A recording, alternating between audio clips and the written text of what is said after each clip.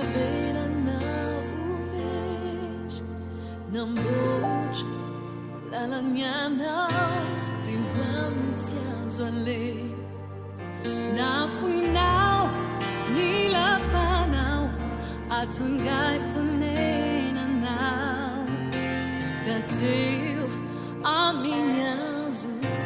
voalony trosako tsy andevony o titsonyao tonga fely fanantena saotra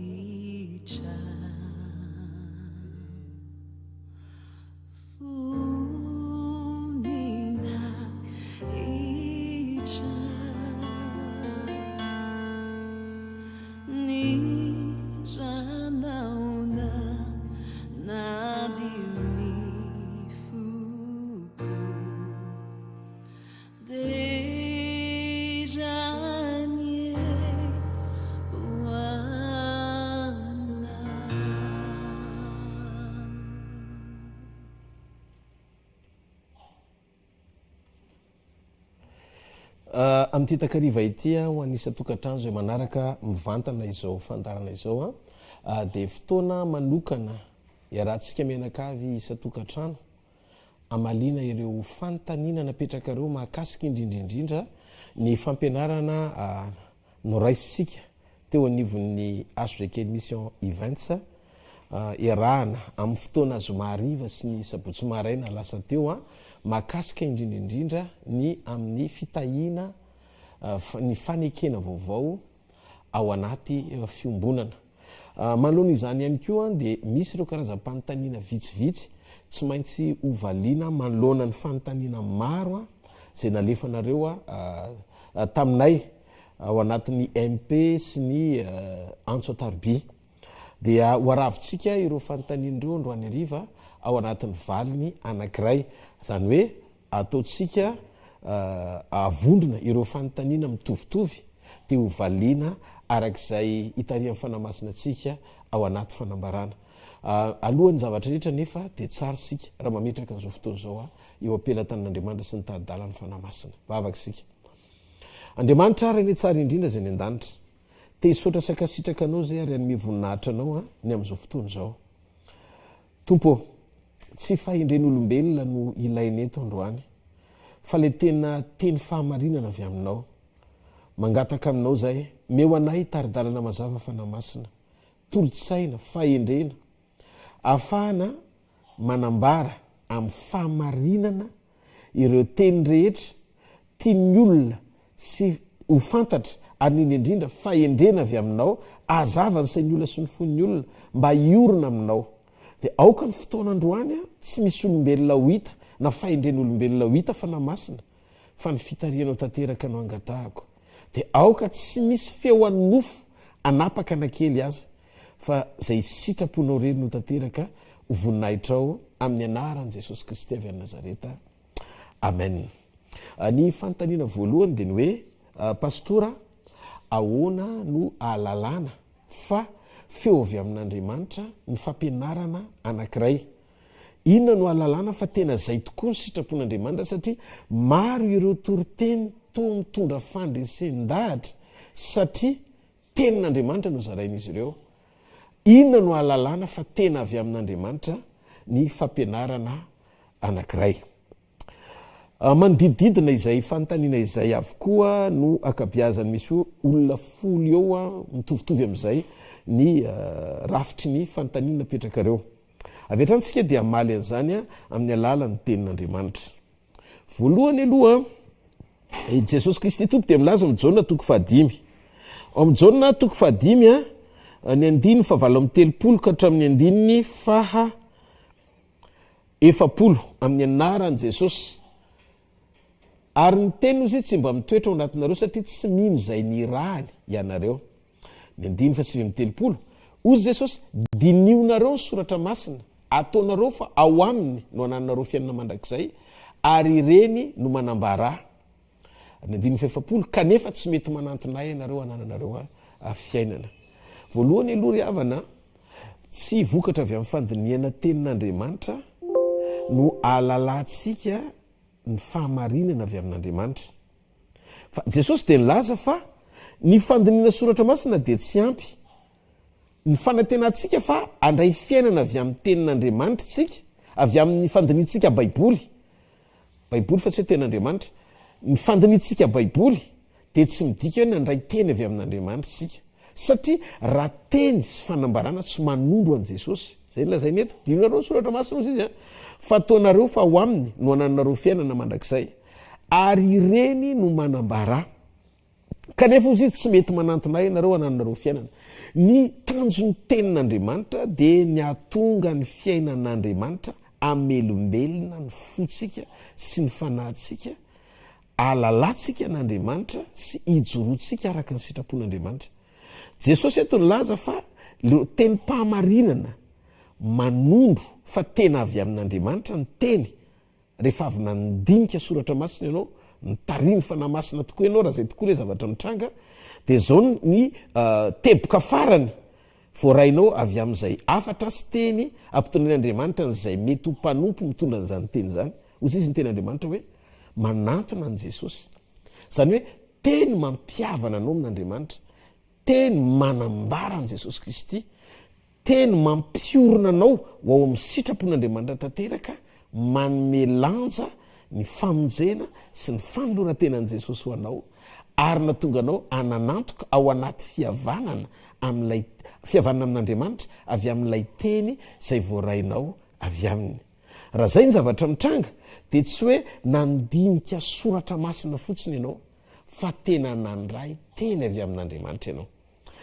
Tsy mitovy mantsy ny hoe mandinika soratra masina sy ny hoe nandray teny avy amin'Andriamanitra. Voalohany, afaka mampiasa baiboly sy mandinika baiboly daholo ny olona, fa ny toe-pon'ny olona anankiray izay nandray teny avy ao anaty baiboly tamin'ny fisaintsainany dia zao, lay tenin'Andriamanitra ny nampiasainy anamarinana ny foto-kevitra zay tiany hozaraina. Zany hoe mitory ny loha-hevitra na mitory foto-kevitra. Zay foto-kevitra toriany zay tsy voatery ho avy amin'Andriamanitra fa mandray teny izy na verset biblika anamarinana n'izay efa vonona ao anatiny iverin'ny sainy fa fahamarinana tokony hozaraina. Zany hoe misy idirany amin'le motivation ara-tsaina sy arak'olombelona ve ny zavatra ao anatin'le olona itory teny sa ny fanan'Andriamanitra no mitondra azy. Raha ny fanan'Andriamanitra no mitondra azy eo am-pizarana ny ten'Andriamanitra dia zavatra anankiray no hitsanga. Manondro fanambarana mazavany amin'i Jesosy Kristy ilay fanekena vaovao ny zavatra toreny ary mitona ny olona zay mandray azy anantona sy anaika an' Jesosy zato isan-jato. Raha dika ny teny-pahamarinana rehetra zay zaraina ao anatin'ity soratra masina ity dia tenin'Andriamanitra avokoa ary tena teny avy amin'Andriamanitra. Saingy ny manondro ilay tena teny-pahamarinana avy amin'Andriamanitra ao amin'izay zavatra toriana dia voalaza an' Jesosy fa mitondra fiainana. Zany hoe enao mihitsy ny hoe mahamelombelona ny ainao ao anaty. Tsy mitovy ny hoe mientanentana ianao hompandrenesana an'le teny sy ny hoe mamelona ny aim-panahinao ao anaty. Le mamelona ny aim-panahy ao anaty dia manambara sy manondro ny fiainan'i Jesosy Kristy, le fiainana mandrakizay avy amin'i Jesosy Kristy, satria révélation manondro an'i Jesosy Kristy sy mahatonga ny olona zay mandray anao anantona an'i Jesosy sy andray an'i Jesosy ary anaja an'Andriamanitra amin'ny alalan'ny finoantsika an' Jesosy. Voalohany, Jesosy Kristy mantsy ny lalana sy fahamarinana ary fiainana. Tsy misy mankany amin'ny ray afa-tsy amin'ny alalana. Noho izany zay zavatra rehetra toriana sy zaraina ka manondro an' Jesosy Kristy dia zay no atao hoe teny-pahamarinana sy fiainana avy amin'Andriamanitra. Mila fantatsika ihany koa mba ananatsika fahendrena tsara sy fahalalana tsara na discernement koa aizantsika mamantatra zay indrindraindrindra mamantatra ny teny-pahamarinana avy amin'Andriamanitra izao fanambaran'izao. Ny Apokalipsy toko faharoa amby roapolo, amin'ny Apokalipsy toko faharoa amby roapolo ny andiny fahavalo ambin'ny folo ka hatramin'ny andiny fahasivy ambin'ny folo ny baiboly dia milaza izao izy izy dia manambara amin'izay rehetra mandre ny teny faminaniana amin'ity boky ity. Raha misy manampy ireo Andriamanitra nampy ireo loza voasoratra ato anatin'ity boky ity ho azy, ary raha misy manaisotra miteny amin'ity boky faminaniana ity dia esorin'Andriamanitra ny anjarany amin'ny hazonaina sy amin'ny tanàna masina dia zay zavatra voasoratra ato anatin'ity boky ity. Inona moa ny tian'Andriamanitra ho tenenina ao anatin'izany? Mila mitandrintsika amin'ny alalan'ny fanatsika fandresen-dahatra izara teny fiainana, satria raha misy latsaka zay teny tian'Andriamanitra ho ambara na misy esorinao le teny-pahamarinanao ka tsy feno le fanambarana marina tokony ho zarainao avy amin'Andriamanitra dia anesorana ny hazonaina, esorina ny hazonaina. Raha manampy indray anao ka mahafana fo be fa tsy juste na hoe eo amin'le tena teny tian'Andriamanitra ho lazaina ny zavatra ambaranao sy zarainao dia ho ampina ny loza.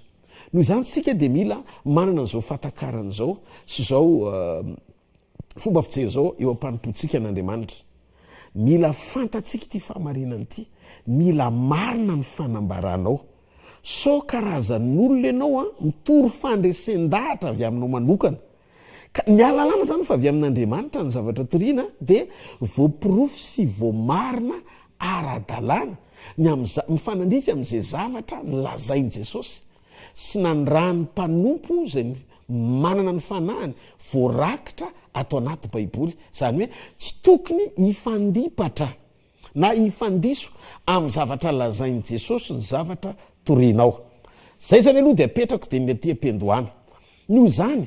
na izaha pasteur Rodolphe na pasteur hafa no hitory teny fahamarinana aminareo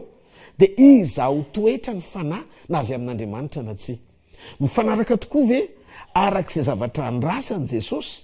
amin'ny ilazany an'ilay hoe dinoinareo ny soratra masina satria heverinareo fa avy ao amin'izany teny zany azahoanareo fiainana, avy amin'izany voasoratra zany azahoanareo fiainana. Kanefa hoy Jesosy ireny manambara dia nareo izy ny problema nareo Jesosy dia zao nareo izy tsy manantona akory. Zany hoe rehefa vita ny toroteny tsy hoe fetametanana amin'ny fanatenahn-javatra ny tondroany Jesosy eto hoe hitondra fiainana, fa ianao manana fiadanam-po sy fahatsapana ao anaty fa vita fihavanana amin'Andriamanitra ary manam-panantenana ao anatin'ny firaisanao lalina amin'Andriamanitra avy teraka avy eo amin'ilay fiainonao le teny fahamarinana, mitondra fiadanam-po, fifaliana, fitsaharana, fanantenana, mamelona ny ao anatinao satria fiainana avy amin'Andriamanitra miampita avy amin'ny teny izay voarainao avy aminy. Noho izany dia afaka tsika miroso amin'reto valim-panontaniana manaraka ireto. Ny fanontaniana amin'ny toetrato dia izao hoe pasteur tsy ilaina tsony ve zany ny mpaminany fa direkta any amin'Andriamanitra dia milamina ny resaka satria manana ny fanany dia afaka iresaka mivantana dia izay zavatra rehetrarehetra ilaiko dia tsy ilako olombelona nizaniza intsony fa zasy Jesosy rery. Ny valiny dia tsotra. Raha ianao le olona efa voadonana mpaminany misimisy satria sendra na mpaminany sandoka na tsy niteny izay zavatra nolazainy Jehovah akory fa mifanipatra tamin'ny zavatra tenenin'Andriamanitra ny zavatra nitranga teo amin'ny fiainanao na zavatra hafa no endrika ny sehon'lay faminaniana voarainao satria mba nino ihany ianao hoe fa olona avy amin'Andriamanitra le mpaminany dia raha zay ny zavatra nitranga dia tiapa andresy lahatra ny fonao aloha hoe inona ny lazainy soratra masina mahakasika izany teny zany. Tsy ilaina intsony ve zany mpaminany raha ohatra ka voadona tamina mpaminany afy ianao nataontsika hoe mahita mpaminany sandoka be deaibe ianao na hoe mahita olona zay hoe mitondra ny anaran'Andriamanitra fa tsy nirahan'Andriamanitra akory ohatra dia leo ve ianao dia tsy teherika mpaminany no mahatonga anao milaza fa tsy ilaina intsony amin'izao ny faran'izao mpaminany fa ny feonanao amin'Andriamanitra dia mety avy hatrany. Voalohany aloha ny tsara dia tsisy na inona na inona avoasaringotra ny fononao tsy ho tafahorina amin'i Jesosy Kristy sy ny fiombonanao amin'i Jesosy Kristy ho rava. Tena saripady amin'izany saripady zany zavatra zany ary sarimpiaro amin'izany Andriamanitra. Zay zavatra zay aloha zany zay le communion et relation personnelle na fifandraisana manokana misy eo aminao sy Andriamanitra. Zay ny fototra tsy maintsy angatsika satria zay koa ny bazy ny famonjena. Ny anananao antoka fa zanak'Andriamanitra ianao ary manana accès na fahafahana manokana hifandraisanao amin'Andriamanitra ray amin'ny alalan'i Jesosy. Ny zavatra mitranga nefa eto ny fanontanianao dia manambara hoe tsy ilaina tsony mpaminany, tsy mila mihain'olona nizaniza tsony, fefena amin'ny fomba fijery fa tena Andriamanitra reny mivantana dia vita. Dia tiako nefa milaza aminao fa Andriamanitra dia maniraka olona ihany koa. Ndaody rentsika ny Efesiana toko faefatra. Boky ny Efesiana toko faefatra zao zay le teneniko hoe verinao anaty Baiboly fa tsy tonga dia mafana fo fa sao dia lasa manao ohatran'ny hitanareo le fomba fisainana hoe lasa ohatran'ireny extrémiste ohatran'ny hoe tonga dia boriborinao fotsiny any amin'izay zay le lasa fandresen-dahatra ny torinao na fomba fijerinao lasa le fandresen-dahatra mandresy lahatra ny fonao fa tsy voatery olay fahamarinana lazainy tenin'Andriamanitra tokony antsika miverinao amin'ny tenitsika hoe tsy ilaina tsony ve zany mpaminany. Amin'ny Efesiana toko faefatra manomboka amin'ny 9:1 ka hatramin'ny 9:12 zao ny voasoratra sy voalaza ny tenin'Andriamanitra ary izy garanti Andriamanitra io nanome ny sasany ho apôstôly, ny sasany ho mpaminany ary ny sasany ho evangelista ary ny sasany ho mpiandry na pasteur ary ny sasany ho mpampianatra na docteur ho fanatanterahana ny olona masina ho amin'ny asan'ny fanompona amin'ny fiangonana ho amin'ny fampandrosoana ny corps du Krista na ny tenan'ny Kristy. Hitantsika zao io teny io fa tafiditra ao le voalazantsika hoe mpaminany, zany hoe reo ministera 5 izay nitendrena Andriamanitra ho an'ny fiangonana dia ho amin'ny tanjona ozy izy ny tenin'Andriamanitra fanatanterana, zany hoe tsy ho tanteraka mihitsy zany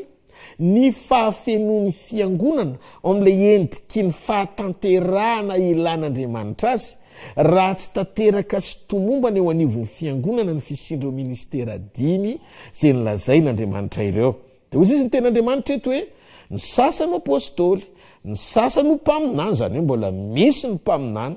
mety ny fanena tamin'ny mpaminany santoka ianao ohatra dia tsy teherika mpaminany, fa tsy zany akory no midika fa tsy misy mpaminany ary tsy ilaina intsony ny mpaminany. Ohatra, meko ohatra ianao. Tatoato nalaza ny vary plastika avy any Chine. So n'Andriamanitra aloha fa za mbola tsy sendran'izany, fa ho an'izay sendraninana an'izany vary plastika zany ka hitanao hoe nisy narary ny fianakavianao niditra hôpitaly mihitsy ohatra ka sanatria mivavaladinidila hoe maty satria ninana an'izay tsy tokony hohanina. Dia tsy tokony ianao ny leo sotofoka dia ilaza fa za tsy nambary tsony, maty ianao raha tsy mihinambary. Fa matoa misy copie dia misy ny original. Zany hoe tena misy ny vary, matoa misy copie ambary natao plastika. Ka ny fisiany santoka tsy tonga anao mona aminaina dia tsy te herika tsony ianao zay lazain'Andriamanitra hoe mpaminany, fa manisy fotoan'Andriamanitra tsy tonga dia direct tsy ny zavatra rehetra ny zarain'Andriamanitra aminao, fa misy zavatra andran'Andriamanitra ny mpanompony. Ary raha vao tsy mitandrintsika ka miorona loatra ao anatin'izany fatokiteny zany dia lasa avinavim-po zany fa tsy fahendrena. Satria Jesosy Kristy ry havana dia nametraka soamantsara ao amin'ny Korintianina 1:12. Jerentsika tsara ny Korintianina 1:12 manomboka amin'ny 7:20 ka hatramin'ny 9:1-3 vakiako amin'ny anaran'i Jesosy. Ara izay rehetra momba ny tena ny tonga iray monja aizy tsony izay tena. 9:20 fa maro momba ny tena nefa ny tena dia iray ihany. Ary ny maso ozy izy tsy mahazo manao amin'ny tanana hoe tsy mila anao aho, ary indray ny loha tsy mahazo manao amin'ny tongotra hoe tsy mila anareo aho. Fa maika ilayntsika aza ny momba ny tena izay tao malemilemy kokoa noho ny sasany. Dia ary ny momba ny tena izay taontsika ho kely voninahitra kokoa dia tafitsika voninahitra bebe kokoa, ary izay tsy misy aja amin'ny momba ny tenantsika no ajaintsika kokoa. Fa tsy mila izany ny efa misy aja raha teo amin'ny momba ny tenantsika, fa tamin'ny nanamboaran'Andriamanitra ny tena dia izay kely voninahitra no nomeny voninahitra bebe kokoa. Mba tsy hisy fisarahana eo amin'ny tena fa mba hifampiany momba ny tena rehetra. 9:20 ary raha mijaly ny anankiray amin'ny momba ny tena dia miara-mijaly avokoa izy rehetra zay rehetra momba ny tena, fa raha omemboninahitra kosa ny anankiray amin'ny momba ny tena dia miara-mifaly avokoa izay rehetra momba ny tena. 9:17 ary ianareo ny tenan'ny Kristy, ianareo ny tenan'ny Kristy au pluriel, ka samy momba ny tenany avokoa araka ny anjaranareo avy. 9:20 ary Andriamanitra efa nanendry ny sasany ho amin'ny fiangonana, voalohany ho apôstôly, faharoa ho mpaminany, naverindray fahatelo ho mpampianatra, manarak'izany dia fahagagana, dia fanomezam-pahasoavana ho enti-mahasitrana, dia fanampiana, dia fitondrana, dia fiteny samy hafa tsy fantatra. Ny 9:20 apôstôly va izy rehetra, mpaminany va izy rehetra, mpampianatra va izy rehetra, manao fahagagana va izy rehetra. 9:30 manana fanomezam-pahasoavana enti-manasitrana va izy rehetra, miteny amin'ny fiteny tsy fantatra va izy rehetra, mandika teny va izy rehetra. Nefa maniry fatratra ny fanomezam-pahasoavana lehibe indrindra, ary indro izay lalana tsara indrindra no atoroko anareo. Miresaka eto ny apôstôly Paoly amin'ny alalan'ny fanindrin'ny fanahy azy, fanindrin'ny fanahy masina azy, no fahasamihafany ny fanomezam-pahasoavana sy fanondrona ny maha-iray atsika ao amin'ny tompo. Isika rehetra, tsy isika, tsy za no atao hoe corps du Christ, fa iza membre ao amin'ny corps du Christ. Zany hoe rantsambatany Kristy fa tsy tenan'ny Kristy feno.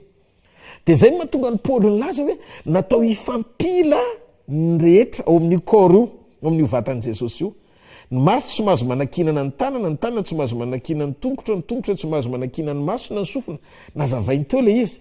mba isi ny fanetretena bebe kokoa ahafahana mifampiaino ahafahana mifampivavaka ahafahana mifanangana ahafahana mifampahery mba atonganao tsy laza fa ny ministera 5 eo aminao rery de ny mampalahelo ao anatin'le izy de zao hoe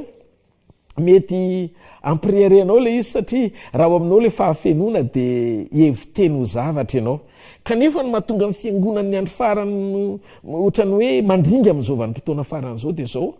zay endriky ny tsy fiombonam-po zay manome lanjany hafa ho ambony kokoa noho ny tenany zay mantsy endriky ny fanetreteny zay mila mianatra tsika afaka mifampiaino ary mila mijerytsika ianao nomena ny fanamamantatra ary anatin'ny fanamamantatra ny alalanao ny feo rehetra avy amin'Andriamanitra na tsy avy amin'Andriamanitra de hitatsika ny firafitra zay endriky ny fanompona araka an'Andriamanitra tsy mivoana amin'izay fomba nitondrany Jesosy azy sy nanambarany Jesosy ny momban'izany asa fanompony zany zay manondro ny fahamarinany teny manambarany Kristy sy mampijoro atsika ao amin'ny sitrapon'Andriamanitra tanteraka amin'izay fotoan'izay zay rehetra manatanteraka sy maneho ny asa fanompona sy ny ministera 5 de olo ny fanetretena satria mahalala fa tsy misy avy amintsika na ray aza ny zavatra rehetra zay ampiasan'Andriamanitra atsika fa vokatry ny fahasoavany irery ihany zay le tsika ny 14 ao amin'ny Korintiana 2:20 amin'ny 9 zarazara no samihafa ozy izy ny fanomezam-pahasoavana nefa ny fanara ihany tanareo ao anatin'le fanomezam-pahasoavana zaraina be deaibe samy manana eo anivon'ny fiangonana de ny fanara ihany no mampiasa antsika rehetra de 15 zarazay no samihafa ozy izy ny fanompona na ny ministera nefa ny tompora ihany tokony hanondro tompora ihany ny asa fanompona na maro karazana azy ary zarazara no samihafa ny asa nefa Andriamanitra de ray ihany zany hoe ny tompony ny asa de Andriamanitra zay miasa ny zavatra rehetra amin'ny olona rehetra noho zany ry havako de tetenya ilaina ny mpaminany matoa Andriamanitra mifidy sy manendry azy reny na apôstôly na doktora na mpampianatra zany na mpiandrondry rehefa voadona avy amina famitahana mpaminany sandoka sika de tsy zay no midika fa tsy ilaina ny mpanompon'Andriamanitra ary fantanina mipetraka ihany koa ao anatin'izany rehetra zany hitako eto ny hoe ono pasteur tsy ilaina intsony ve zany ny tsodrano avy amina mpanompon'Andriamanitra fa nisokajiana olona ny olombelona de tsy tokony ray tsodrano avy amin'ny olona fa tonga de mivantana avy amin'Andriamanitra de teteny amintsika foana mba tsy atonga tsika hitory fandresen-dahatra na andray zavatra fa akoatra zay zavatra nylazainy Jesosy tamintsika ore olona sokafo ny baiboly zay no lazaiko aminareo na za pasteur Rodolphe aza misy fotoana mety hoentin'ny hafanampo de mety miteny zavatra mihoatra na latsaka fa mba tsy handiso ny fandresen-dahatra ho amponareo eo ampandraisana feo avy amin'izay iraka irahan'Andriamanitra hitondra ny teniny eo aminareo azadinana fa zay mpanompon'Andriamanitra tondra indray misy fotoana ao anatin'ny faharerahany de misy indraindray teny mihoatra na misy teny latsaka de ao anatin'ireny manahirana satria rehefa vita nitory teninay satria indraindray ohatra mafana fo zay de miteny zavatra mihoatra loatra de any ampianona sy famerenana ireny toriteny ireny zay ny mandoaliko hoe tompo raha koa fiambranao sarobidy reny teny mihoatra ny lazainay ireny fandrao hitory zavatra diso zay ny ampon'ny olona ka tonga ny olona andray teny diso nefa zay eo ampandraisana le tena resy lahatra zato isan-jato mihitsy fa zany ny fahamarinana tokony hotorinay sy hozaranay ampino fa tsy misy akoatra ny mandray sy miditra ao amin'ny baiboly mandray teny fiaina vo amin'ny baiboly mba hisivana avy amin'Andriamanitra ny zavatra rehetra reny ny sofotsika zany no mahatonga n'Andriamanitra nambara tamin'ny apôstôly Paoly hoe fantaro ny zavatra rehetra azony mafy izay tsara de jereo ny zavatra misy miresaka zany ao anatin'ly de zao hoe tsy tokony aray tsodrano avy amina mpanompon'Andriamanitra azy na olombelona nizanizantsony ve zany fa tonga de mivantana avy amin'Andriamanitra ny valina ao anatin'rety olona 5 nareo sa 9 no miteny an'zany ato anatin'ity fanontaniana sy valiny ity jereo niverena ny fiangonana voalohany fa na i Paoly na ry Jaune de ny rahan'Andriamanitra hitsodrano ny fiangonana. Mila fantatsika tsara izao fahamarinana izao fa zao ny prinsipa an'Andriamanitra tany am-boalohany. Olona no irahany, averiko, olona no irahany fa teny no nalefany. Averiko le mpandeha,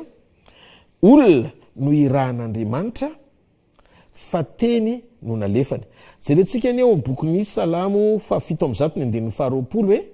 Salamo 7:120 rehefa hitantsika eto vakitsika amin'ny anaran'i Jesosy. Jereo nandefa ny tenin'izy mba hasitrana azy ary hanafaka azy amin'ny longozany anjerany. Ao anaty Baiboly raha ny amin'ny testamenta taloha jerentsika dia misy fotoana Andriamanitra maniraka anjely, misy fotoana Andriamanitra maniraka mpaminany, misy fotoana Andriamanitra maniraka mpisorona, misy fotoana Andriamanitra maniraka mpanjaka. Any amin'izay toerany fanan'Andriamanitra no ametran'Andriamanitra ny teny sy tsodrano ho an'ny olon'Andriamanitra. Zay tsy raisitsika avy amin'ny olona fa raisitsika avy amin'Andriamanitra mandefa ny teniny anirahany olona hitondra zany teny zany. Ny anjely Gabriel tsy nilaza mihitsy hoe mitondra ny teny avy aminy, fa zay rehetra mitondra ny afatra Andriamanitra dia manambara mazava hoe zao no lazain'i Jesosy. Ary raha mitsodrano any atsika amin'ny teny hoe hitahanareo anie Jehovah ka hiaro anareo Jehovah anie no hitahanareo fa tsy pastery. Dikan'izay messager hitondra ilay teny mba hiampita eo amin'ny vahoaka an'Andriamanitra, mitovy lenta ny mitondra afatra sy mitsodrano. Satria rehefa ny tenin'Andriamanitra no apetraka Andriamanitra ho anatin'ny olona zay irahan'Andriamanitra hitondra zany ho amin'ny vahoaka an'Andriamanitra, dia midika fa tsy hoe misongadina ambonimbony kokoa zay nampitondraina ny teny noho izay andray zany teny zany. Satria mialohan'ny fotoana izarahanao teny dia ianao alohany tsy maintsy mandray an'izany voalohany. Zay no mahatonga ny fotsika amboarin'Andriamanitra mialohan'ny fotoana ampiasany itsika. Satria Andriamanitra te hifandray aminao sy gagnena azo anao koa izy ry mpitondra afatra, fa tsy ianao faly andray afatra fotsiny dia zara zany amin'ny hafa. Avonavopo sy tsy fahendrena ny tsy fanekenao ao anatin'ny fo andray zavatra avy any amin'ny hafa, satria tadidio tsy ny zavatra rehetra no tenenin'Andriamanitra aminao mivantana. Dia ndao jerentsika kely inona ny lazain'i Jesosy momba izany. Jesosy teto ambony tany, zanak'Andriamanitra, nanomana izy ny fidiny 12 tsy nila olona ve zany Andriamanitra? Avy eo nisy 70 ndray ny rano, or to mbola mitombola izy fa tokony janateo amin'ny 12 ihany dia ampy. Avy eo mbola nifidy izy 20 tao amin'ny efitra ambony rihana ny fianonan'ny fanahy. Avy eo mbola nisy 500 ndray koa izy ny Baiboly. Ary mandrak'androany mbola mitoza ny asa fanendrena sy fifidianan'Andriamanitra zany ny olona mba ho ampiasainy irahany hitondra n'izany teny zany. Jereo teny ozy any nalefany fa olona ny irahany. Isaia 9:9. Isaia 9:9 miteny ny Baiboly ary zao miteny ny tenin'Andriamanitra ary mazava tsara ny zavatra lazainy eo amin'ny Isaia 9:9. Zao ny voasoratra ao amin'ny anaran'i Jesosy Kristy. Alleluia. Jerentsika ary nandreny feon'ny tompo nanao hoe iza no irahako ary iza nandeha ho irakay dia hoy za maintsy izy Isaia intia iraho. Tadidio ao ambadiky ny fanekenao ho tonga irak'Andriamanitra, ho tonga irak'Andriamanitra no miafina ny sandrin'Andriamanitra. Satria zay manaiky ho irak'Andriamanitra amin'ny fanetretena no anehoan'Andriamanitra ny herin'ny sandriny. Zay le izy dia eno ny zavatra mitranga mba fantatrareo ve fa rehefa namaly ho irahany Isaia nanaiky ho irahany ho anao le tsy manaiky ho irahany io te hampahery anao hoe ekeo Andriamanitra amin'ny fananganiny anao ho iraka. Satria saina fa rehefa Isaia nanaiky hoe tia iraho dikan'izay ny iraka tsy mitondra zavatra avy aminy fa mitondra zavatra avy amin'izay naniraka azy. Dia rehefa Andriamanitra no miteny tamin'ny Isaia hoe ny Virjiny miteraka zazalahy na tsy ino azy ianao satria impossible zany de tsy maintsy hitrangy zany any aorinanina de fa lasa dimanjato taona lasa azy Isaia de tongo Marie Virgine mangy azy ny anjely Gabriel nyrealizen'Andriamanitra zay teny nampitondrainy an'izay iraka ny rany ary zany mahasarotiny an' Jesosy fa tsy hoe testamenta taloha ihany izany tena taoko faran'izay milamina iverenantsika tsara dans le cadre ny fahamarinana arak'izay nylazain'ilay hoavy apakatra atsika so much pasteur Rodolphe itoro zavatra mifanohitra amin'ny zavatra sain'Andriamanitra toriana na koa itoro fandesen-dahatra satria manan-javatra vonina ato anato koa amin'izay tiako hozaraina betsaka aminareo mieritreritra hoe entitra loatra pastera masika loatra l izy ndraindray fa mba ataovy tena mba malefadefaka mandray fananarana tompoko tena hitako tokoa fa ndraindray a somary entitra sy ohatrany masika loatra zany ndraindray am'le fitiavako ohatrany hoe raha azoko atao ary Jesosy mihitsy no teny tsy ianao nanova olona fa nifanahiko nanova olona fa hoeto amin'ny fahalemem-panahy ny teny mpahamarinako ndikan'izay a hoetiko amin'ny fahalemem-panahy tandrify mihitsy zany teny zany apatsahivako atsika ny fahamarinana jereo tsara ny boky Matio 10:1-7 ao Matio 10:1-7 de hitantsika ny tenin'Andriamanitra vaky toy izao a amin'ny anaran'i Jesosy amin'ny anaran'i Jesosy zay mandray anareo izy maintsy ny mpianany de mandray ahy ary zay mandray ahy de mandray zay naniraka ahy Jesosy ny teny mandray anareo olona nirahany de mandray an'izy Jesosy le naniraka ary le naniraka an' Jesosy koa raisiny zany hoe ray zanaka ao anatinao daholo miaraka raisinao amin'ny fandraisanao mpanompon'Andriamanitra ao amin'ny Luka 10:5-10 Luka 10:5-10 zao lazainy Jesosy eo zay miaino anareo de miaino ahy zany hoe misy zavatra zany ampitondrain'Andriamanitra n'le mpanompo irahany natao enona de miaino ahy ary zay mandà anareo de mandà ahy ary zay mandà ahy de mandà zay naniraka ahy ka misy fotoantsika ndraindray mieritreritra hoe ninahy Jesosy ny raiso de fa ampy anahy zay fa misy fotoan'Andriamanitra maniraka olona de raha lavinao le olona de lavin'Andriamanitra fotsiny ianao re iraka Andriamanitra ny tiako tenenina de raha lavinao koa zany a Jesosy a de mandà ny raha ianao de ndao tsika eritreritra hoe fantatsika ny lalan'ny fahamarinana fa tsy aopotsika ny andray zay irahan'Andriamanitra ho fiainatsika de eritreretra hoe tsy ampy fanoloran-tenanao sy ny fanomezanao aja sy voninahitra n'Andriamanitra ao anatin'ny fandavanao zay zavatra nylazain'Andriamanitra de za te mbola anaitra sy anaporofo ho fiainatsika n'izao fahamarinana zao hoe Jesosy Kristy ny teny an'io teny-pahamarinana io noho izany sika de natao hifanaja raha misy mpanompon'Andriamanitra ny irahany eo aminareo mitondra ny teny fahamarinana manangana anareo ara-panahy manitsy ny ao am-ponareo mba halalànareo an'Andriamanitra tsy le mpanompo akory ny raisinareo fa le tenin'Andriamanitra ao amin'le mpanompo fa misy ifandraisany amin'ny aja omenareo an'le mpanompo zay irahan'Andriamanitra ao aminareo ny fandraisanareo an'le naniraka an'le mpanompo sy le naniraka an' Jesosy zay nanendry an'le mpanompo ho eo aminareo zay zavatra zay zany tokony hipetraka ny aja sy voninahitra tandrify zay olona irahan'Andriamanitra eo amin'ny fiainatsika tsirairay avy Jaona 7:9-10 Jaona 7:9 de namaly azy Jesosy ka nanao hoe tsy any fampianarako fa an'izay naniraka ahy inao izy tsy aho izy ny fampianarako fa an'izay naniraka ahy de ndao ny atsika isaina amin'izay ao anatin'io fahamarinana io tsy aho izy Jesosy ny fampianarako fa an'izay naniraka ahy tsika zany tsy mitondra fampianarana avy amintsika fa avy amin' Jesosy noho izany tsisy idirany mihitsy amin'le mpanompo irahana le fampianarana hoentina satria tsy fahendren'le mpanompo no torinina fandresen-dahatra ao anatiny zay le hoe tsy mitory loahevitra izy na fotikevitra na fandresen-dahatra fa mitory fahamarinana zany hoe mahatonga ny délivrance tsy matanjaka eo anivon'ny corps du Christ na ny tenan'i Jesosy Kristy amin'izao ny faran'izao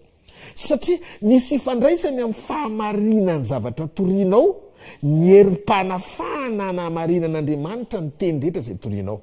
Mark 16:20 Baiboly de milaza ao amin'ny bokin'ny Marka 4:10 ny andininy 20 de mazava be ny tenin'i Jesosy ao fa izy ireo kosa de lasa nitory-teny eny tontolo eny ary ny tompo miara-miasa taminy ka nanamarina ny teny tamin'ny famantarana zay momba azy jereo fa le parole no amariny ny fanamasina fa tsy le olona irahana noho izany mazava tsara mihitsy ny fametran'andriamanitra ny hoe ty mpanompo irahany tya ajaina dans le normany hoe mitondra ny teny fahamarinana izy le teny fahamarinana zay amarin'andriamanitra amin'ny alalany mamesager an'andriamanitra azy na mpitondra hafatr'andriamanitra azy ary izy amin'izay fotoan'izay dia mitondra ny aja tandrify azy amin'izay hitondrany an'andriamanitra eo amin'ny olona zay anyran'andriamanitra azy atonga ny ray ho afa-po ny zanaka sy ny fanamasina azay mahatonga ny tompony lazany eo bokyny marika totoka valondiny faharoa mitolopolo ohatry izy ary ho fantatrareo izy ny marina de ny marina fantatrareo no nafaka nareo tsy andevo ary ka ho fantatrareo ny marina ary ny marina no afaka nareo tsy andevo de ina ry fahamarinana io ambokony jona toko 7:10 7:10 izay raha tsy diso 17:17 totsy ny ten'andriamanitra hoe manamasina azy amin'ny fahamarinana ny teninao ny fahamarinana manamasina azy amin'ny fahamarinana ny teninao ny fahamarinana dikan'izay ny tenin'andriamanitra le fahamarinana raha ohatra zany ka tsy tonga eo aminao le tena teny fahamarinana avy amin'andriamanitra de tsisy délivrance zany io zany hoe tsisy fibebahana tonga le pon'olona tsy délivrer le olona tsy tena mandray teny fiainana le olona manapahatsapana hoe mahita an' jesosy amin'ny alalan'ny teny zay torianao mety zavatra hafa motivation anatinao tsy le message na le afatra exact le tena hoe teny tiany jesosy ampitondraina de manjary sahiran'andriamanitra hoe ho amin'inona no anamarinako anao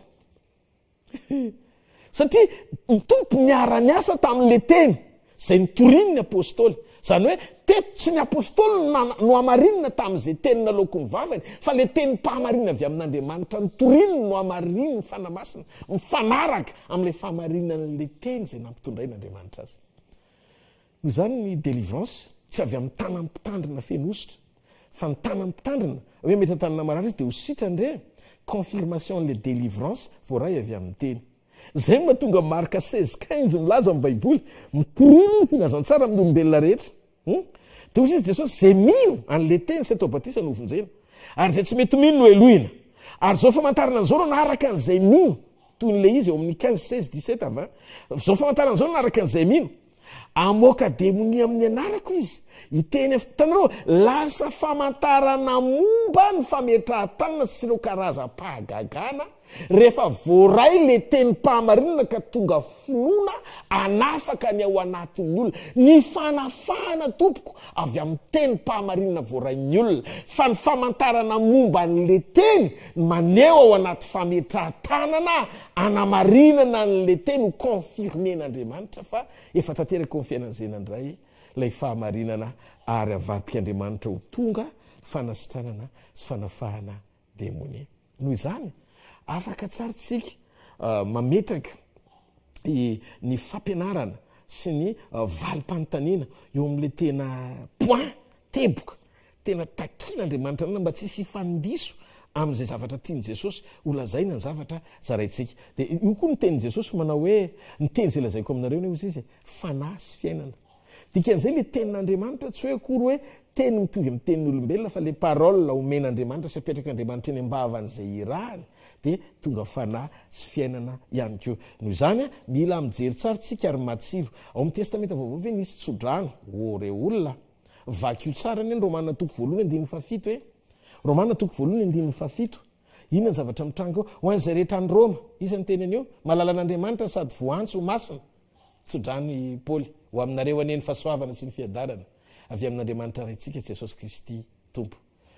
paoly tsy andriamanitra fa paoly serviteur noho izany afaka maniraka mpanompo andriamanitra hitondra ny tsodraniny romanina toko 5:12 romanina toko 5:12 amin'ny anaran'i jesosy kristy avy any nazareta zao ny voasoratra ao romanina 16:20 fa andriamanitry ny fiadanana anoritoro any satana faingana eo ambany tongotrareo ho aminareo neny fahasoavan'i jesosy kristy tompontsika tsodrano zany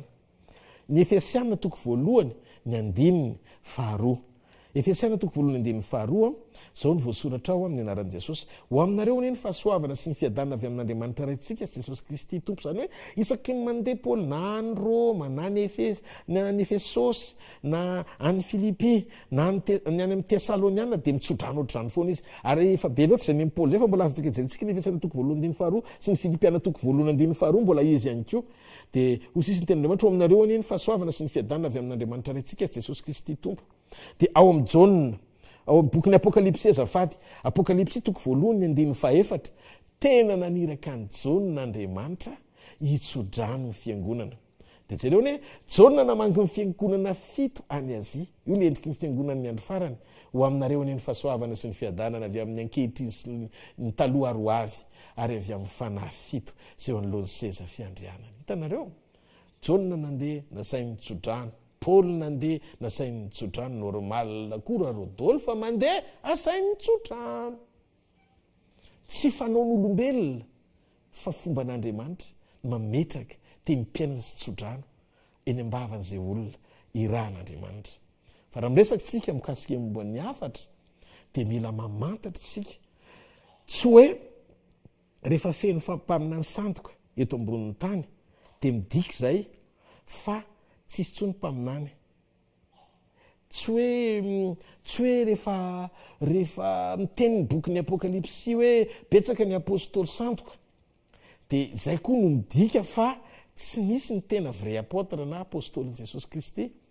fa jereo fotsiny fiangonana fito any azia sy ny mahasamihafa an'ireo vakio any an-trano ny boky ny apokalipsy dia ho tsapanareo hoe inona ny mahasarotony an'andriamanitra andriamanitra tsy sarotony amin'izay endrika zay tia ny ampiasana anao sy etaeta tianao mba ampiasany sy sehoiny eo amin'ny fiainanao tsy olan'andriamanitra zany fa ny problema an'andriamanitra raha sanatrika diso ny fampianaranao ny fampianarana rehefa diso dia diso finoana ny olona dia diso fiainana mandrakizay koa ny olona satria ny fampianarana no fototry ny finoana avy eo amin'izay teny zarainao no mahatonga ny olona mino dia avy amin'izay finoana iorenan'ny olona zay sy jorony ny maneho sy manambara ny mandrakizay zay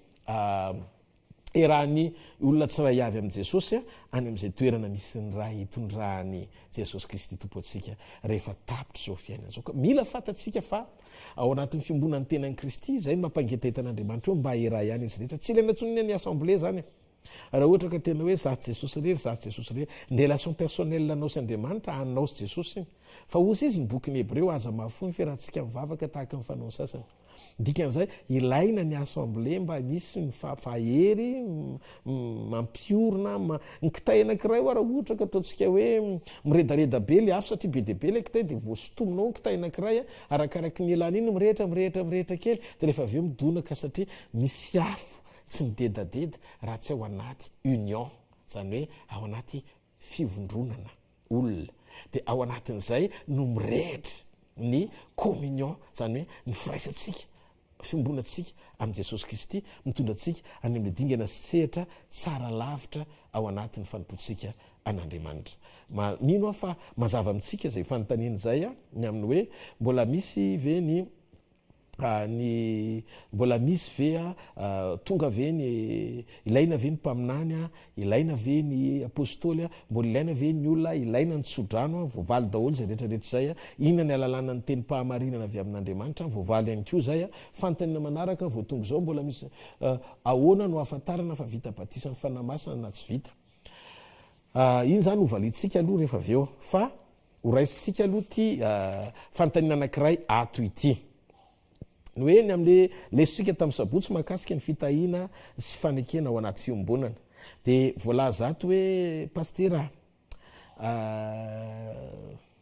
hitanay ato anaty baiboly tokoa fa jesosy kristy andriamanitra dia andriamanitra ny teny hoe hitanao hitany firenena israely izy ohatr'izany dia ahoana ny ilazana hoe jesosy tsy niteny mihitsy ao anaty baiboly hoe hotahiko ianao dia manaraka tsara tsika dia naraisiko mifahalemem-panahy ny dingana raha patakarana misy ny tsika mpiara-manompo eo anatrehan'ireo ro zavatra rehetra zay zarain'i jesosy amintsika tena faly satria mandinika soratra masinareo ary misaotra an'andriamanitra ny amin'izany fanontaniana zany satria zany ny profo fa tena miara-mikaroka tsika ao anatin'ny fahamarinana mba hahafahantsika hoe misitraka n'izany atao hoe fiainana mandrakizay zany mba tsy ho diso lalantsika. Voalohany a tiako fantatrareo zao fahamarinana izao, tsy mitovy ny fanekena voalohany. Lasa miverina kely zany mba tsy hoe ho teny foana na reny teny manafaka zay zarentsika reny a na reny fampianarana efa lasa ela be reny fa ho averiko kely a dia hazava amintsika tsara le zavatra tiana ho zaraina tamin'ny asabotsy. Ny resaka tamin'ny sabotsy hoe jereo Matio, mihaino tsara Matio, Marka, Lioka, Jaona. Raha miresaka mikasika Matio, Marka, Lioka, Jaona dia miresaka mikasika momba lay teny tonga nofo niara-nonina tamintsika hanorona ilay atao hoe fanekena vaovao. Tsy mitovy ny fanekena taloha zay tandindo ny zavatra ho avy sy ny fanekena vaovao zay maneho ny fahatateran'Andriamanitra,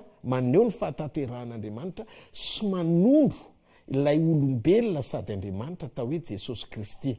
Amin'ny fanekena vaovao tsy olona no nirahan'Andriamanitra fa Andriamanitra ny tonga nofo miara-nonina tamintsika atao hoe Jesosy Kristy.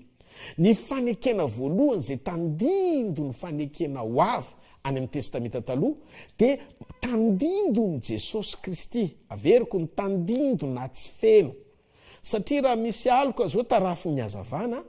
dia amin'ny ankapobeny fotsiny ny alalana hoe tandindom-behivavy io na tandindon-dehilahy fa tsy hita ao anaty tandindona ny lokon'akanjo sy ny volokoditra sy ny lokom-bolo sy ny akanjo anaovana fa rehefa miseho avy eo amin'ny tandindona lay mitondrony lay tandindona ny afina tao ambadiky ny hazavana dia fantatro amin'izay hoe lana vavy izy. Ohatr'izay mihitsy le tian'ny Paoly lazaina ao amin'ny Korintianina. Jereo Korintianina voalohany ho tahiny tompontsika samy manaraka tsara fa ho tonga any amin'ilay valim-panontaniantsika rehefa avy eo. Korintianina voalohany 3:7, 5:7-10. Zao ny voasoratra ao: fa sombotsombo ny fahalalantsika ary sombotsombo ny faminanitsika fa rehefa tonga ny tanteraka dia tsy misy sombotsombony intsony. Hitanareo, misy ny atao hoe fahataterana ary misy ny atao hoe sombotsombony.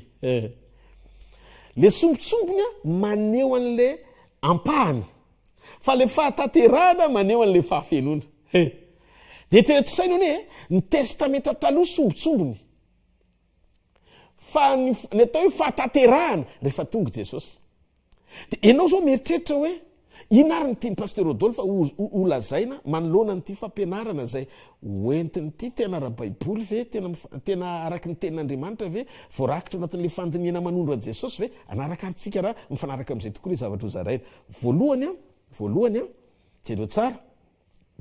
feno tao amin'ny Kristy fisehoan'Andriamanitra ritra tao amin'ny testamenta taloha. Zany hoe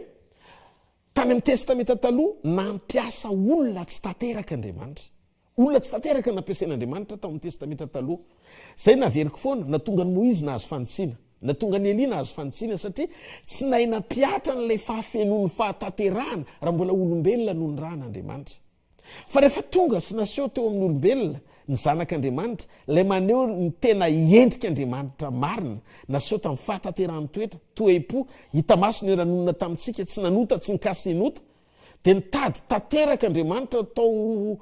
isolo ny tsy tanteraka, zany hoe isolo vaika ny fahotantsika marina mba hahatonga antsika ho afaka amin'ny tsy fahamarinana. Dia teo no nanompoka naorin'Andriamanitra tao amin'ny fahasoavany ny fananganany antsika ho zanany amin'ny alalan'ny finoantsika ny asa famonjena zay nataon'i Jesosy. Tsy mitovy mihitsy zany ny testamenta taloha sy ny testamenta vaovao.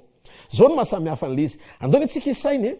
tena ohatran'ny masintsika kely ty zavatra nitenenin'i Jesosy ty, saingy tsy maintsy ho zaraiko amintsika le izy mba alalantsika marina hoe ve tena ohatr'izay le izy e. Jaona 9:9 manomboka amin'ny 9:7 hatramin'ny 9:7.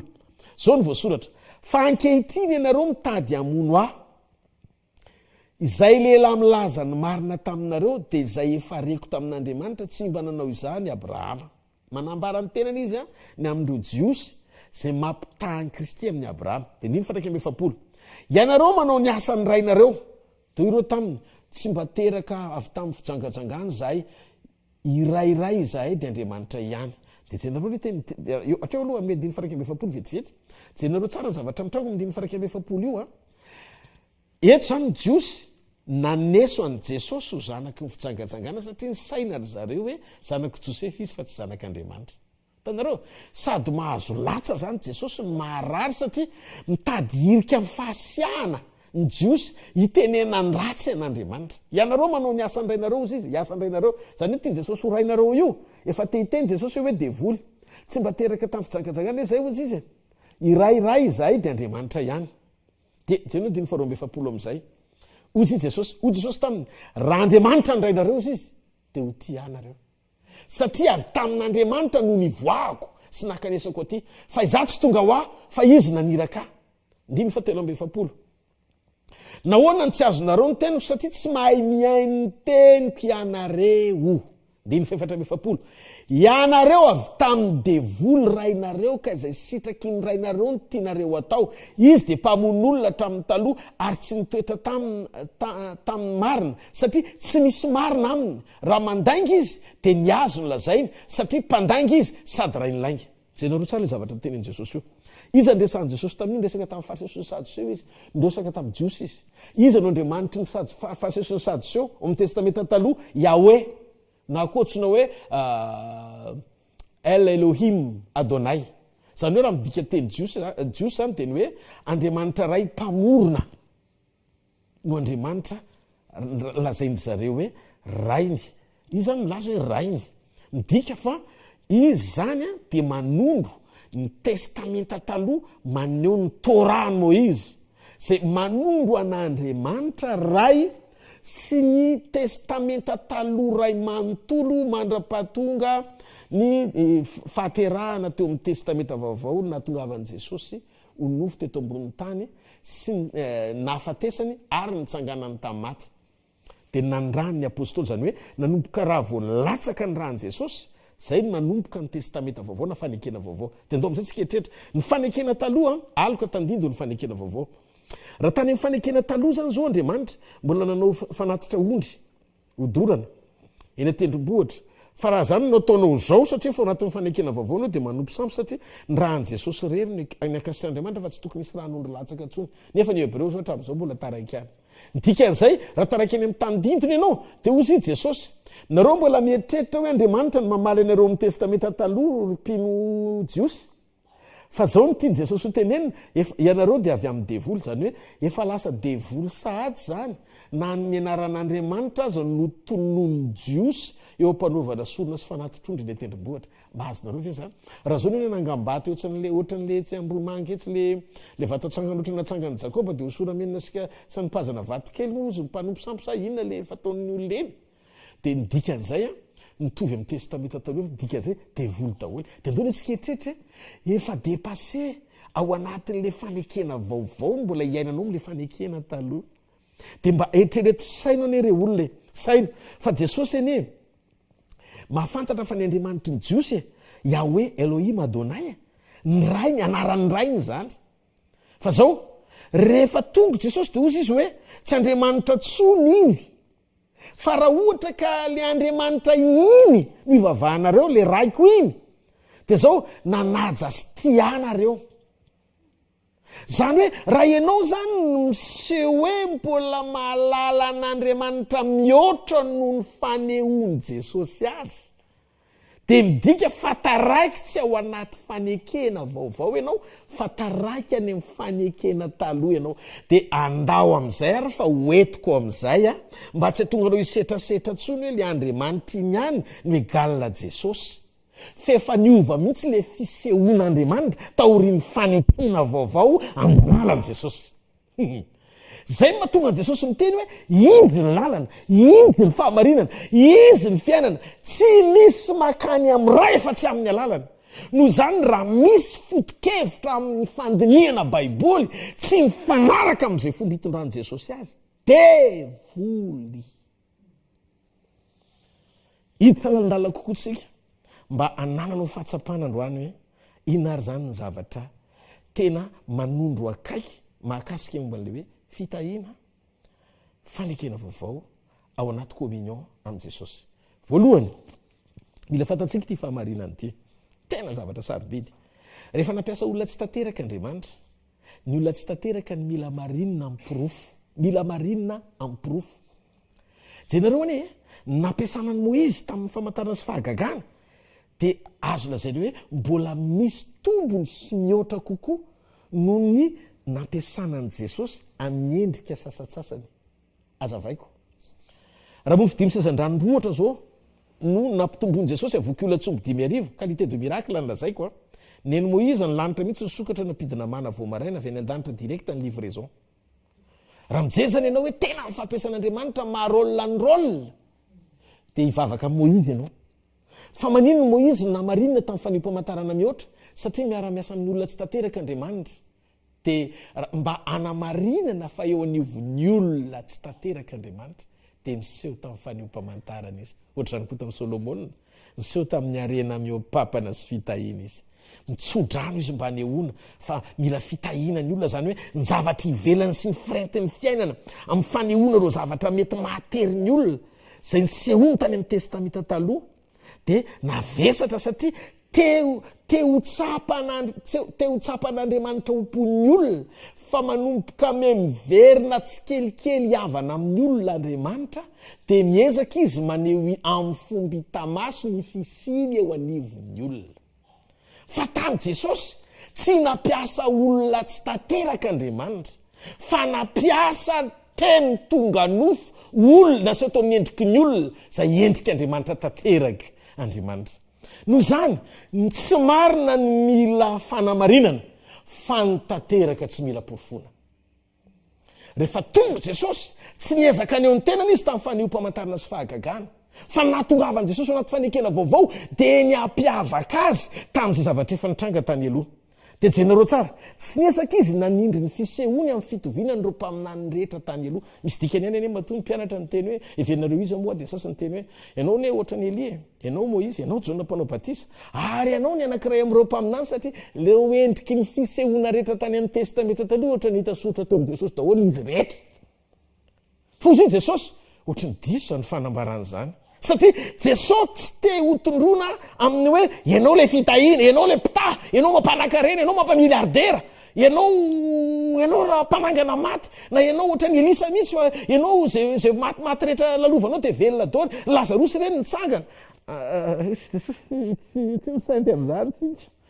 tsy zay mihitsy le mission na ny rahana amin'ny Mesia fa teny ambavany Petera le mission zany hoe hitan'ny Petera tao anaty révélation tao anatin'ny avy amin'ny fanamasina ny révélation exact le fanambarana marina manondro an Jesosy ianao ny Kristy zanak'Andriamanitra velo mitodika Jesosy sambatra ianao ry Simona Barjona ny fahasambarana ao anaty fanotrona tsy amin'ny fahatakaranao ny fahandriamanitra dia mahay manao ny zavatra rehetra fa nasitra reny rehetrarehetra reny manaraka ho azy tena marina nefa zany tokoa izy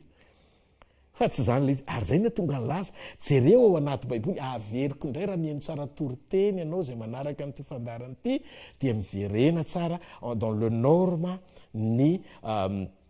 fahamarinan'ny teny zay toriana mba tsy hivona ny fanambarantsika na ny fomba fijerintsika ny testamenta taloha dia fanekena taloha normal be Jehovah'Andriamanitra raha ohatra ka maniraka mpaminany dia miteny hoe mbavany Samaria dia zao zavatra hitranga fitahina miopapana ancien testament rehefa tonga ny Jesosy dia nanaraka ny Jesosy daholo reo satria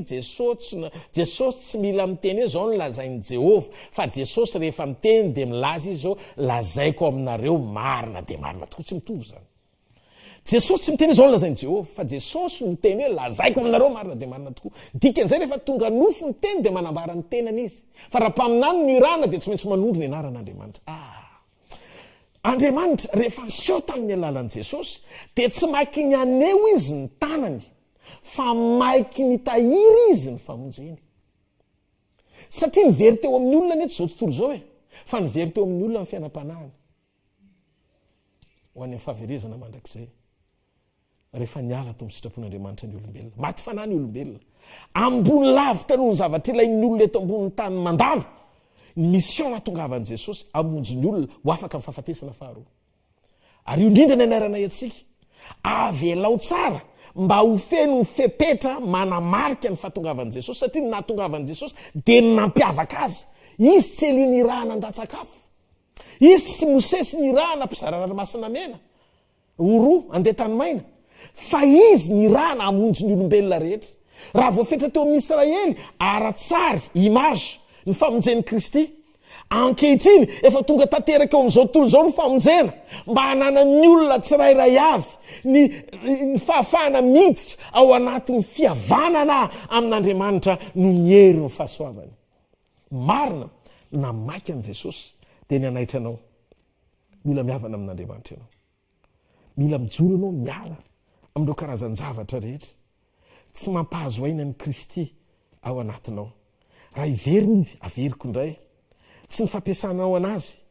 tamin'ny finoana be na mindra tendrombohitra na ny asa-pananganana maty na ny faminaniana 5 taona nanova fiainan'olona zato manalina ka natonga ny olona hanaraka anao fa tsy hanaraka an'i Jesosy. Satria raha manaraka an'i Jesosy ny olona dia fiovampo no hita, fatahoran'Andriamanitra no hita, fahamarinana ny manjaka eo amin'ny manodidina, fatahorana an'Andriamanitra ny fiainana, foana ny fijangajangana, foana ny alina, tena zany ny atao hoe manjaka ny famonjena. Ary rehefa izay ny zavatra mitranga, sambatra amin'ny firenena izay manana an'i Jehovah ho Andriamanina. Zany hoe mijoro tanteraka ao amin'ny volontén'Andriamanitra. Jesosy ny teny. Isaky ny teny dia hoe aza tao an'izany fa lasa ohatran'ny mampiororo be, mahatonga mampiororonao ilay teny dia misy tsy milamina ao anatinao dia mifandona ilay teny sy ilay toetra tsy te hiala dia izay fotsiny mahatonga anao tafajanona anatin'ny fanamelohan-tena. Fa raha manapa-kevitra ianao hiala amin'ny faratsiana mandray an'ilay teny fiainana dia hiasa ilay teny hanadionao anatinao ny rahan'i Jesosy dia renao fa manatombo-pahasambarana mihoatranao ny olona rehetra ianao. Tsika anie mandra-piveriny Jesosy tsy hoe tavelo amin'ny fotoana anankiray dia hipetraka foana hoe te hiova fa raha viana vao tena miova. Ny Andriamanitra ny fotoana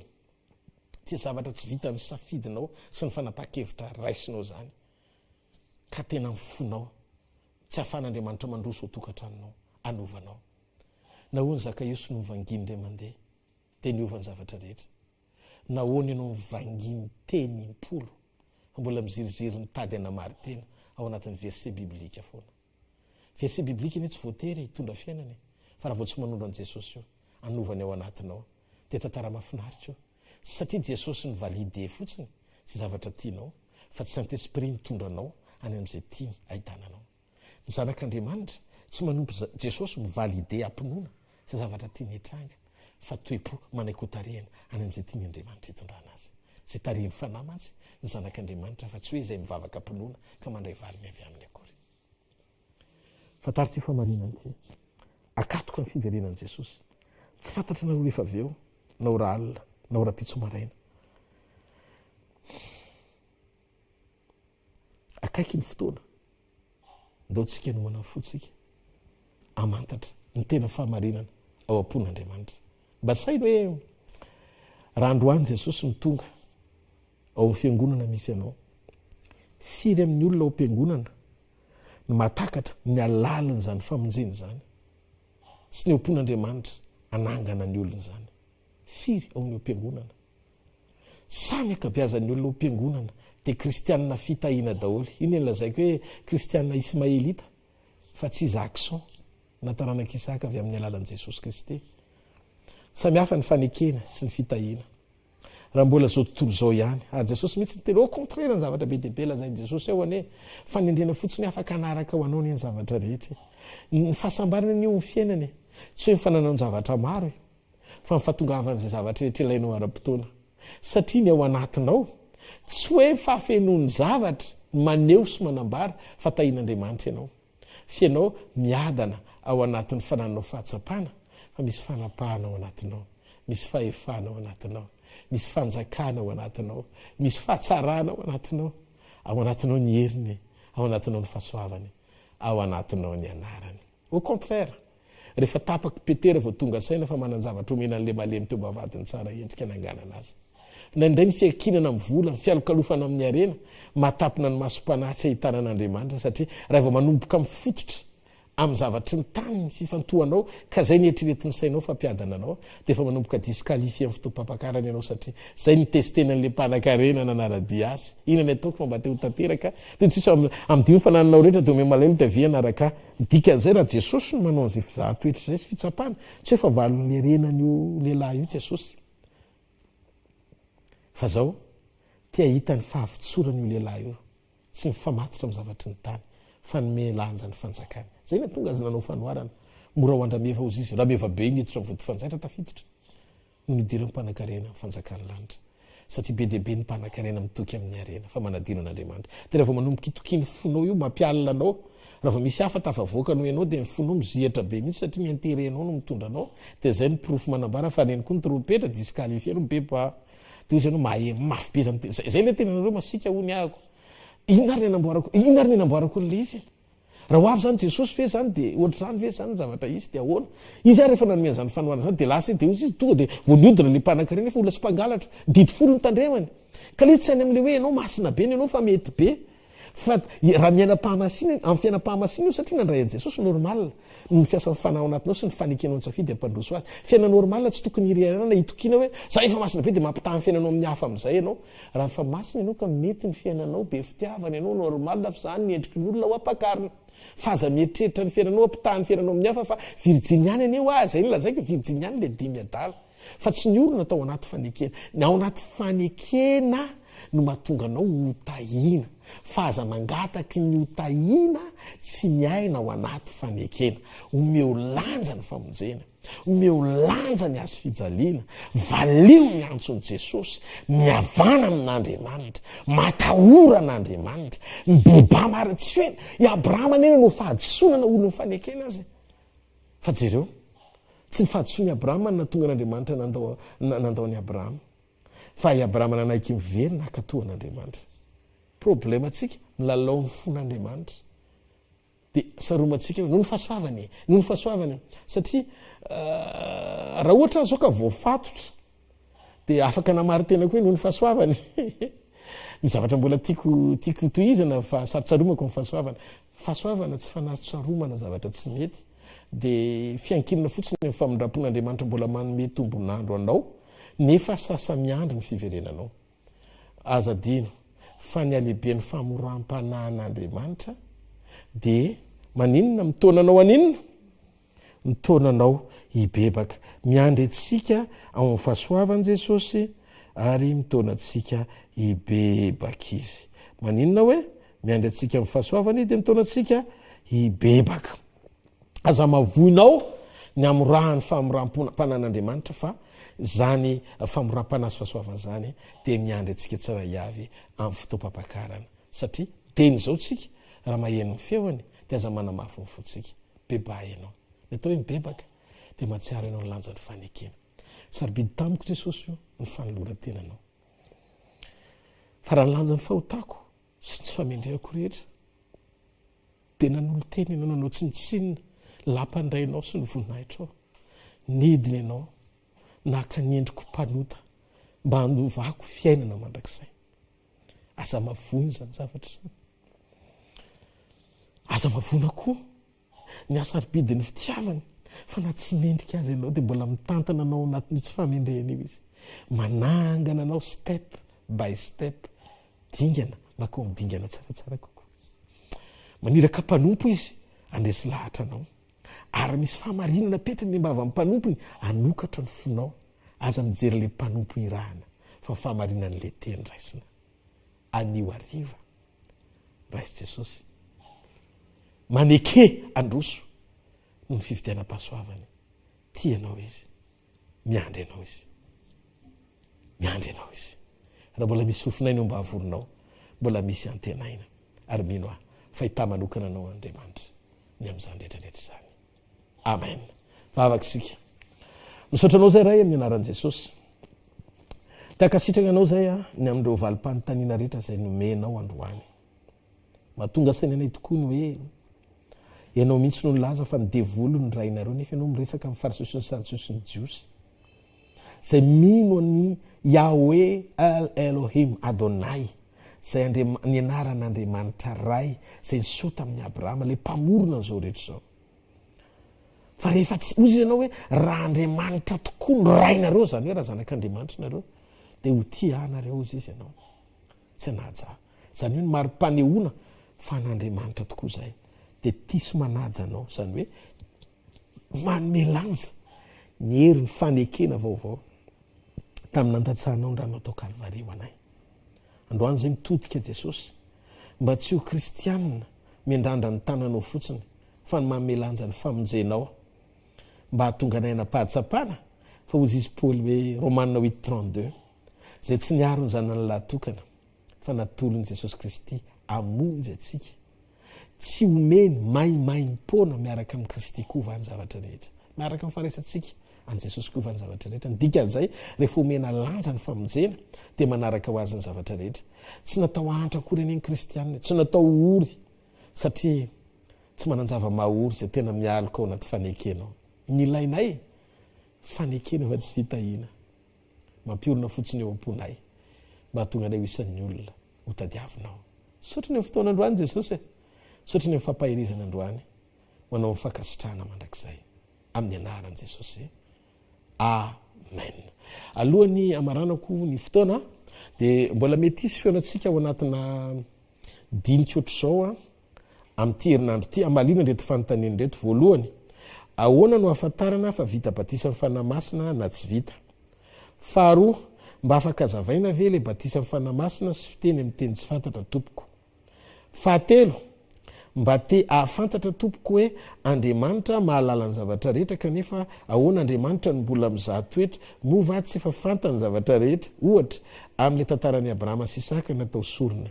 Fahaefatra ny kristianina ve miatrika fahoriana be sa miakatra alohan'ny fahoriana be. Fahadimy ahoana ny marina ny fomba ahafantarana fa avy amin'Andriamanitra ny olona iray. Fahenina mba te hahafantatra hoe misy antony ve no mahatonga ny ato amin'ny hazo vakelina tsy dia matetika amin'ny teny tsy fantatra na fitenin'ny anjely. Zay zany reo fanontaniana enina apetrakareo zay hovalitsika amin'ity herinandro ity no ny amin'ny fotoana dia soava finaritra tompoko samy hotahin'Andriamanitra ny fahasoavan'i Jesosy Kristy tompo sy ny fahatsarany any eo amin'ny fiainareo mandrakariva dia manonona ny fiadanan'i Jesosy Kristy ao amin'ny isa-tokantrano zay manaraka an'izao fandarana izao. Ny afon'ilay teny velona avy amin'ny fanahy masin'Andriamanitra any hipaka ao am-pony tsirairay avy anokatra ny fonao hifankahita amin'i Jesosy sy ny fanekena vaovao zay no entiny ary iombona amin'ny tanteraka hifankahitanao amin'ny ray iombonanao amin'ny fanahy ary iraisanao tanteraka amin'ny fahasoavany. Tononoko amin'ny fiainanao ny fahatsaran'Andriamanitra manana ambiampy ahatonga anao hanana fahatsapa-pahafenona amin'ny lafim-piainanao rehetra ary amin'izany dia hitahanareo anie Jehovah ka hiaro anareo ampamirapiratra ny tavany aminareo Jehovah ka mindra fo aminareo ary anandratra ny tavany aminareo anie Jehovah ka mianareo fiadanana ho amin'ilay mitoetra misisa fiandriana mandrakizay ny voninahitra ho an'ilay tokana sady marina ny mendrika mandrakizay rain'i Jesosy Kristy raintsika koa ary ho an'i Jesosy Kristy mpamonjy antsika anie ny fahatsarana sy ny voninahitra ary ny fanjakana maritra mandrakizay ary ho an'ilay fanahy feny voninahitra ao anatsika anie ny fandresena ny eo am-potsika rehetra ampandresantsika ho an'Andriamanitra mandra-piverin'i Jesosy anomaniny antsika ho ampakarina amin'ny fotoana ivereniny amin'ny raha ho an-lanitra ho azy ny voninahitra mandrakizay fa masina Jehovah tompony maro eniky ny voninahiny tany rehetra. Amen.